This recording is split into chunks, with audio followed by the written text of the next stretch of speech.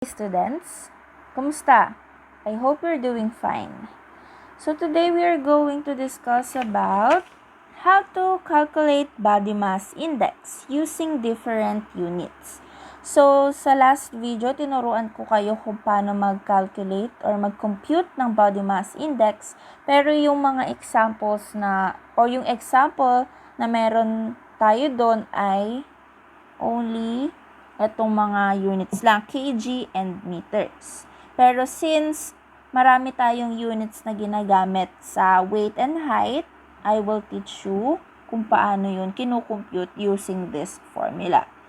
So, for example, sa weight, diba, mayroon tayong ibang ginagamit na unit. Example ay pounds.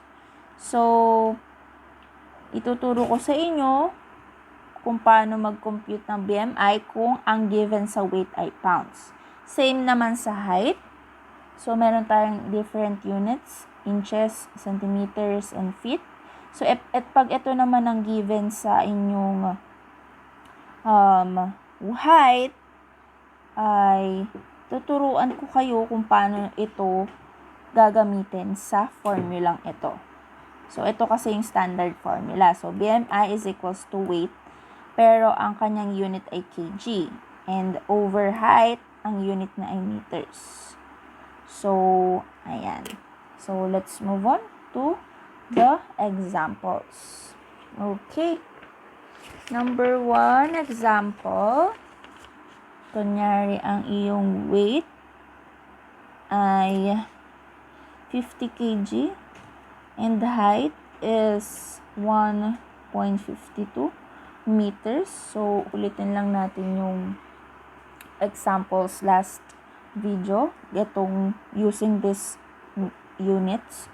So, copy lang natin yung ating formula. So, since kg, parehas kg unit, isusulat mo lang yung given na weight, which is 50 kilograms. And then sa height, since parehas meters, kopyahin mo lang yan. 1.52 meters, and don't forget to square it. Kasi ayan merong naka-square dyan. So, pag ganyan ang given, diretso na natin itong calculate.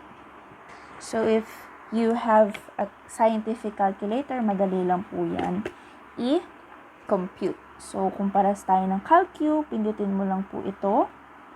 And then, isulat mo yung given. Ito, 50 baba mo over 1.52 squared. Huwag kalimutan si squared. So, ito, pinutin mo lang yan. Then, equals.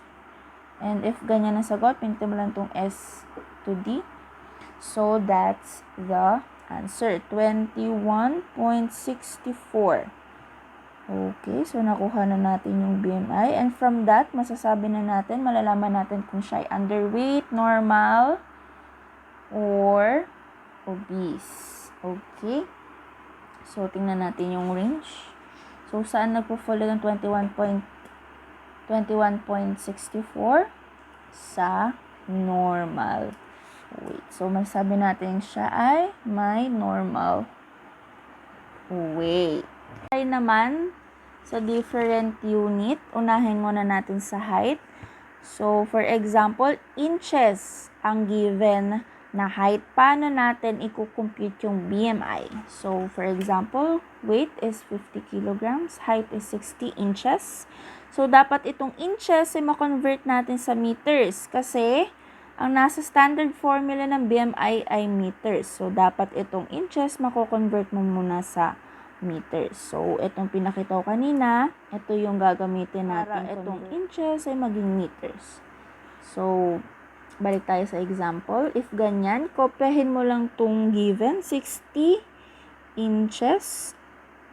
And then, ita-times natin ito dito sa conversion factor. Ayan. So, 1m over 39.3701 inches.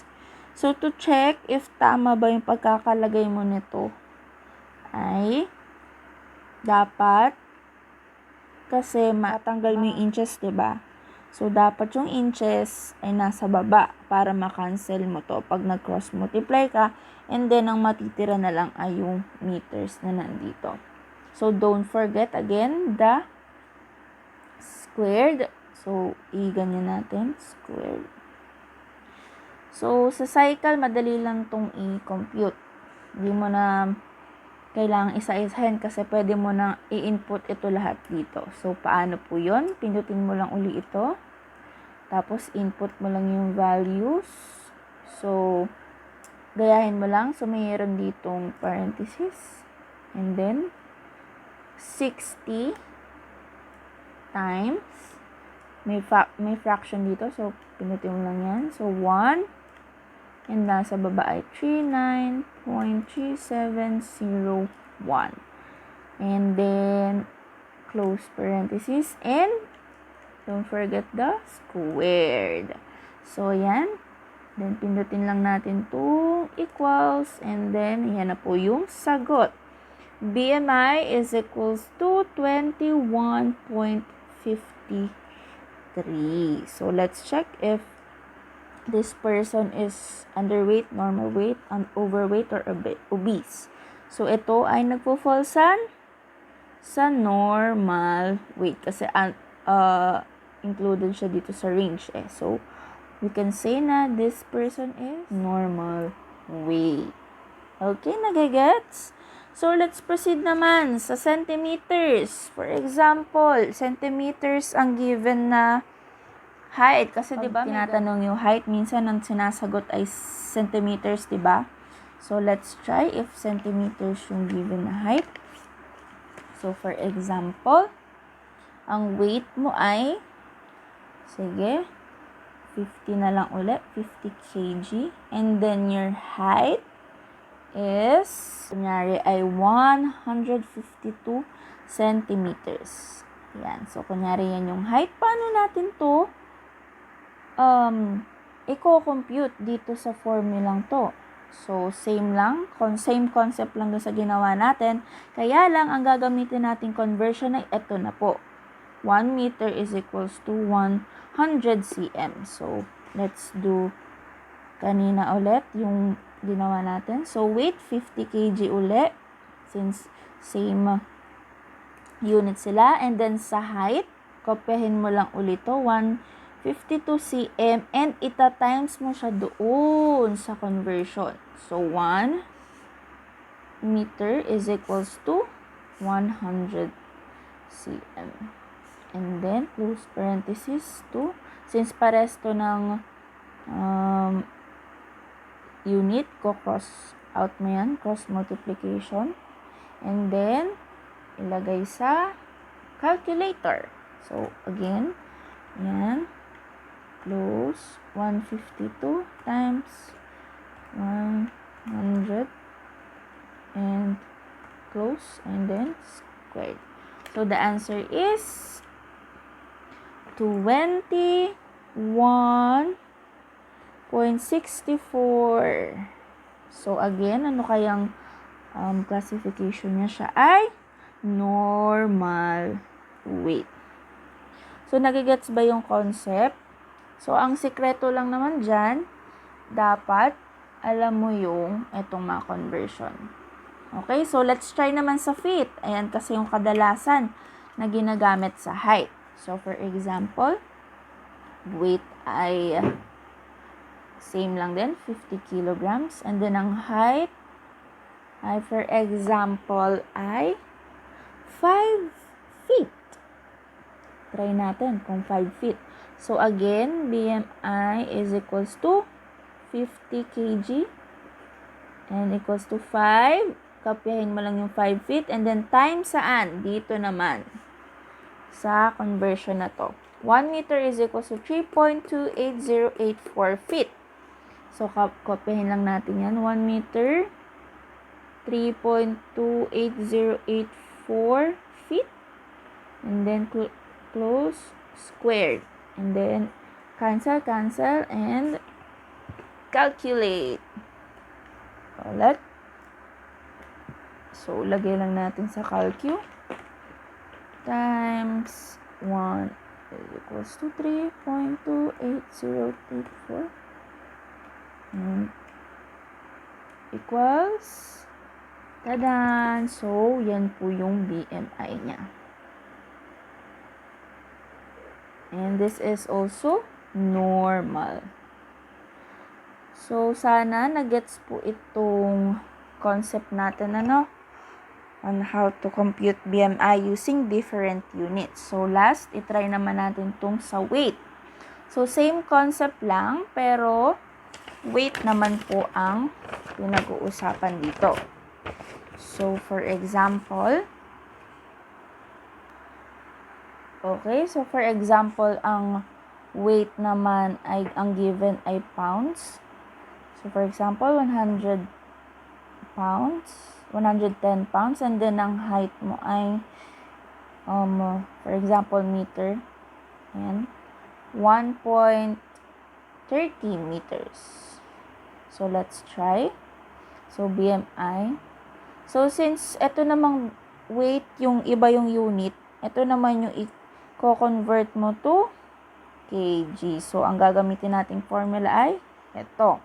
So, magiging 110 pounds times 1 kg over 2.20462 pounds.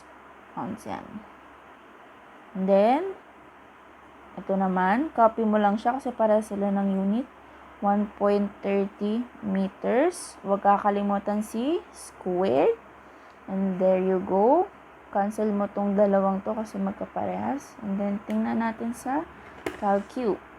Ulit. So, fraction. Ito naman, lagyan mo naman siya ng close parenthesis para hindi ka malito. 110 times, fraction ulit, 1 over 2.20462. Tama ba? Okay.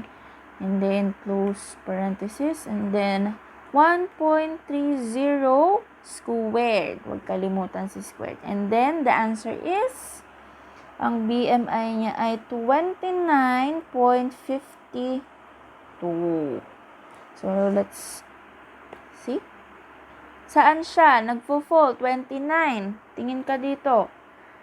So, sa overweight. So, this person is overweight na. Kasi ang BMI niya ay 29.52. Nagfo-fall siya dito. Okay, how about kung same or height, weight and height, magkaibang unit. So, for example, sa weight, ay pounds ang binigay. Example, 105 pounds. And then, sa height naman, ang given ay 6 feet. Ayan, kunyari 6 feet. So, kailangan mong mag-convert dito. So, itong weight, kailangan maging kg. Itong feet, kailangan maging meter. So, let's see. Let's try. So, 105 pounds times, dito, gagamitin mo to para maging kg. 1 kg, 2.20462 pounds.